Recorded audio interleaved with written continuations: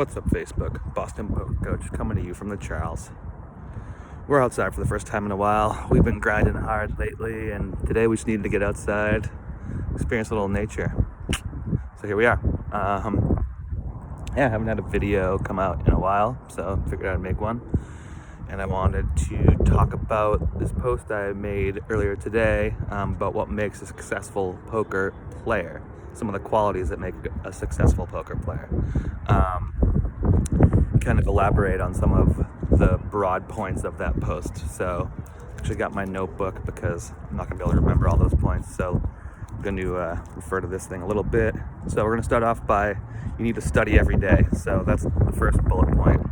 And what do I mean? Do you have to be behind a desk tweaking your opening ranges and 3-bet frequencies every day after a long session or after work?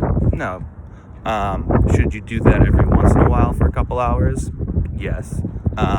But study every day just means think about the game every day. That could be just, going over some hands you played in your last session. Did you play them good? Did you play them bad? Doesn't always have to be a losing hand. Maybe it's a winning hand that you could have got more value from. Always be thinking about the game. Maybe it's watch a video on YouTube, a vlog, or strategy video. Maybe it's talking to friends about hands you played or strategy. But you should be thinking about the game every day if you want to get better and get good. Next one was compliment others and have fun at the table. This is a big one. Poker is more fun for everyone if everyone's having fun and everyone's positive instead of negative.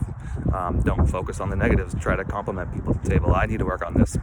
I can be negative sometimes when I'm losing, but everyone should be trying to have fun at the table. And when it's a fun table, people are usually looser with their money, so that's good for everyone. And why not have a good atmosphere at a poker table versus a bad one? I was at a table the other day where it was just silent the whole time, and I tried to crack a joke, and the person didn't even respond, nor did anyone else at the table. So I was like, sorry guys, sorry to break the silence. And I just immediately got up and went to a different table. I'm like, I don't even care if this table is good or not. I don't want to be here if no one's having any fun or even talking. So I think that's a big point. Let's go back to this. So you want to embrace change. This is actually maybe this point should have maybe came up first. It's cold out here. I've been playing poker for 15 years, and it took me a couple years to get good. But once I got good, I was a winning player. I won every year. But this was in the mid 2000s and early teens. The game was different then. And then I took a little break, went back to school, played poker more for fun. I still won, but I wasn't really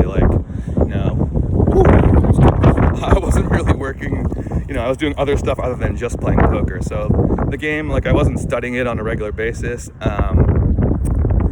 And I would consider myself more of a recreational player for that time frame. And then, when I got back to playing regular again, when Encore opened up, I was not winning at first because I had a dated strategy from 5 years ago. It wasn't a winning strategy anymore. The game's changed. There's been a lot of new stuff that's come out that's been really helpful to help your game. And so I think I had to tweak my strategy, went back to the book, started studying, and it really helped me out, changed my game. So I think just being able to understand that you gotta always change.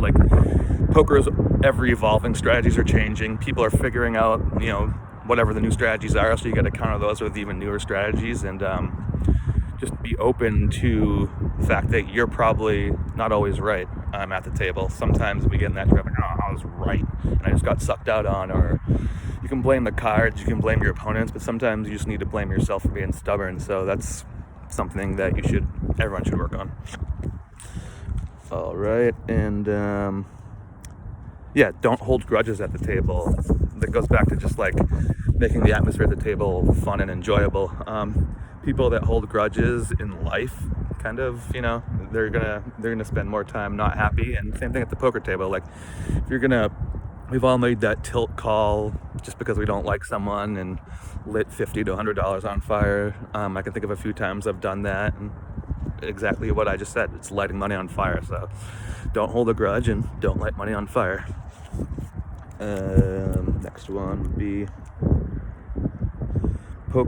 successful poker players are constantly learning how to play hands better. Yeah, that's I think I already covered that one, so we'll move on. Accept responsibility for your losses.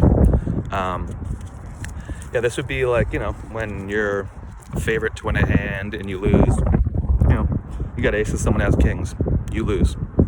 That sucks, but it happens 1 out of 5 times, right? So what happens from that point? Do you lose another $300 to $500 because you just thought you deserved to win that hand and it was yours? Well, no, you only win it 4 to 5 times. So one time you're gonna lose it, and then how you play after that is on you. And you can blame that $500 you lost after the suck out just on that, the initial suck out putting you on tilt. But why not just not let the first one, but like I've had it go both ways, where I've just let a suck out kind of roll off my shoulders, or like thought that I just definitely deserved to win the hand. And I don't know why sometimes I view it one way or the other, but obviously when you can let it roll off your shoulders and just play good poker afterwards, that's better than tilting it away. So like, you just gotta accept, if you're responsible and hold yourself accountable for that money lost afterwards, then maybe it won't happen. Maybe it will, who knows.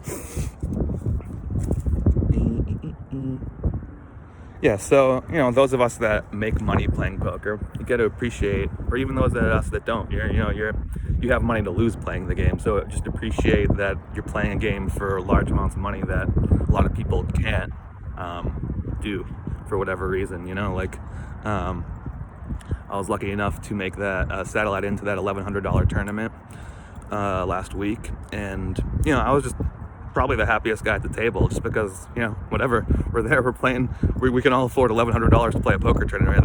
It's a pretty good day in my book, right? And people are just either super quiet, or there was a couple of miserable pricks at my table.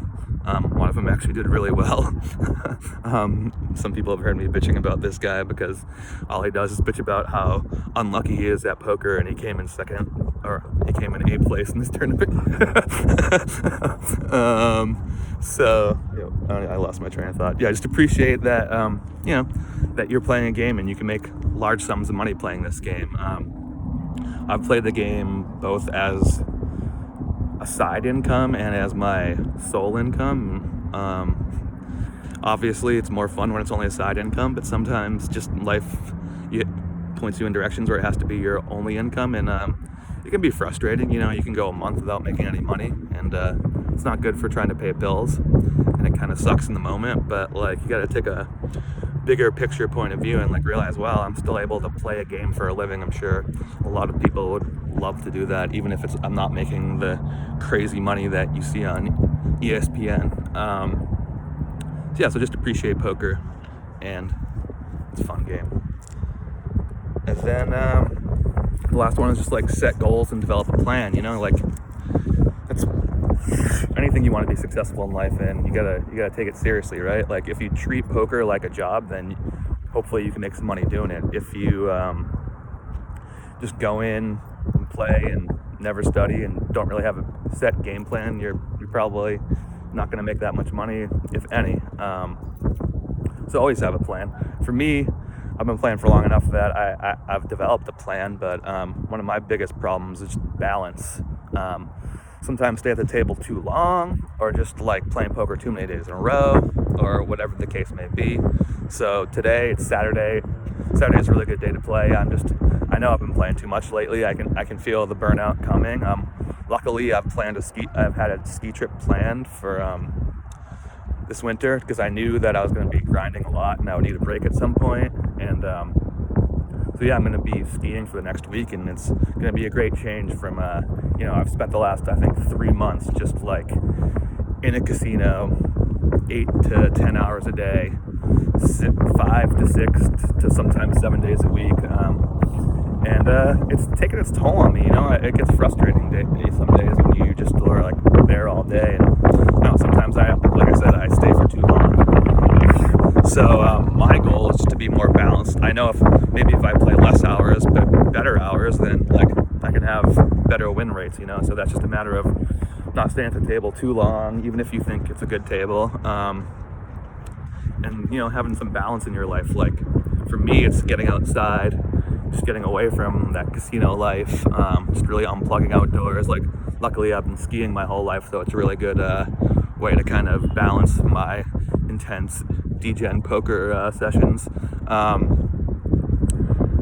Yeah, so that's about it for today. I will hopefully talk to some of you guys soon.